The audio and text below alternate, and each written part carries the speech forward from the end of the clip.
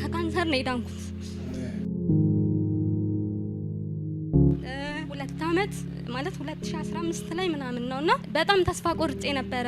አሁንም እኔ እዚህ ቤት የማህፀን ካንሰር አዎ ማን እንዳረገብኝ መድኃኒት ሁሉ ነገር ነግረኸኝ አሁን ነው አላምነህም ጌታን አሁን ነው ጌታን ይበልጥ ያወቅኩት የመጣሁት። አላመንኩም ነግረኸኝ ራሱ እንዴት እንዲላለ ራሱ ልኮት ነው ነበር ምልክ ማን እንደሰጠኝ ምን እንዳረጉኝ ምናምን ነግረኸኝ ራሱ በጣም ተፈትኛለሁ። በጣም ማለት ነው መጥቼም ጌታ ቤት በጣም መስዋዕትነት ከፍያለሁ እና አይ አውቆ ነው ላለውኝ። ከዛ ደስተኛ ትሆኛለሽ ስትለኝ ልክ ሰውጣ ደስተኛ አልሆንም እና ትዳር ላይ ነበርኩ ደስተኛ አልነበርኩም በትዳሪ በጣም ምክንያቱም ይቀማል አትቀም ብለዋል ይቀማል። አሁን ተለያይተናል እና ውስጤ ነፃ ነው ሄዳለሁኝ የፈለኩበት ቸርች ሄዳለሁ ቆይቼ አገልግዬ ነው የምመጣው ምናምን። ግን ጥምቀት ግን እዚህ ቤት ካልሆነ አልጠመቅም ብዬ እስካሁን አለሁ። ቶታል ስለሆንኩ ስለራቀኝ ነው ለስራ ምናምንና ፈጣሪ መልካም ነው ያረገልኝ በህይወት አለው። ኦርቶዶክስ ነበርኩኝ 2 እድሜ ልኬን በበሽታ ነው የነበርኩት ማለት ይቻላል በአጋንንት ስራት ማለት ነው። እዚህ ቤት መጥቼ ነው የመጀመሪያ ቀን ነው ከነ ማህተቤ ልጸልይልሽ ብለህ የፈታኝ።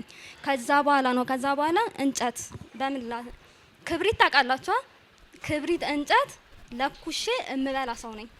ለምን እንደማረገው ያንን አላውቅም። ለብዙ አመታት 10 አመት አይደለም አመታትን ማለት ነው። ለምን እንደሆነ አላውቅም ለምን እንደሚቆጣትብኝ ነገር አላውቅም። እንደወንድ ነው የለፋሁት ህይወቴን ማለት ነው። እለፋለሁ የለም ቃል ገባለሁ ቸርች የለም ብሩን እኮ አገኘዋለሁ የት እንደሚገባ አላውቅም። እና ሳላውቀው ነው ክብሪት ቀላል ነው ዲናሞ የሚመጣበት ማሽን እንጨቱን እሳት ላይ አድርጌው ወደ ቡኒ ሲቀየር የሆነ ሰዓት ላብድ ደርሼ እስከ መዋጥ ደርሼ ማለት ነው። ጌታ ምስክሬ ነው። እኔ አሁን ላይ ቸርቾች እሄዳለሁ አቅራቢያ የለ የመጀመሪያ የመዳኔ እንትን ግን እዚህ ቸርች ነው። ከዛ እኔ እሱ ፈጣሪ በምን እንዳላቀቀኝ አላውቅም። እንጨት ከዛ ቆይቼ ነው የነቃሁትኝ እንዴ በፊት እንጨት እበላል ነበር እንዴ ብዬ ስሞክረው ነው እምቢ አለኝ።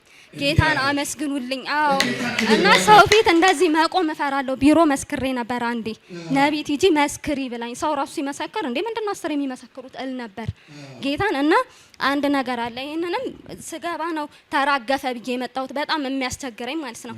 ይሄ ራሱ ፋዘር ከመሞቱ በፊት ከሞተ በኋላ ነው ምናምን አፌን አይደለም እንትን ሹል ነገር መርፌ ቁልፍ መርፌ ስቴኪኒ ምናምን ካገኘው እንዲያድምቼ ደም አፌ ውስጥ እምከት እኔ አላቆም ጌታ ምስክሬ ነው። እና አሁን እየተገዳደረኝ ያለው እሱ ብቻ ነው።